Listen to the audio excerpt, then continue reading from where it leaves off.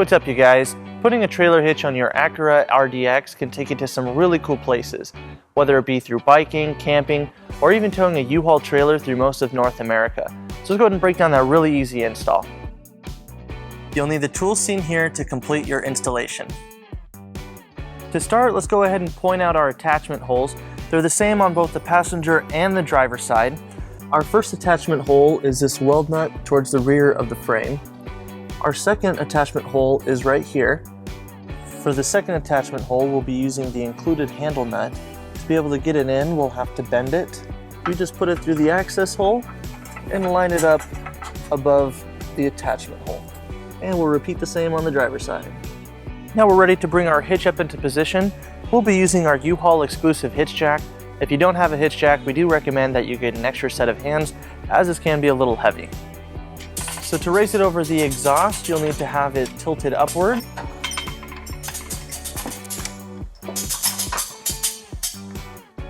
So before we raise our hitch all the way, we have a spacer block that we'll need to install. This will go in between the hitch and the frame on our rear attachment hole. So we'll just slide that in and we'll line it up when we get the bolts into place.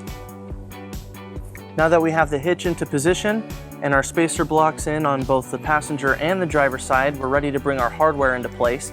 For our most rear bolt for the weld nut, we'll be using the included black M12 bolts.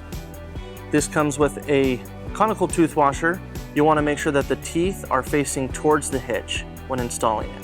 Now we'll go ahead and put our bolt into our rear attachment, making sure to go through the spacer block.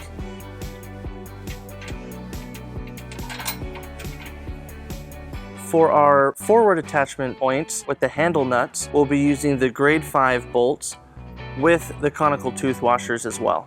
Starting on the passenger side, we're going to go ahead and put our forward attachment into place. We're just going to hold the handle nut over that hole and then we'll screw in our bolt. And we'll repeat the same on the driver's side.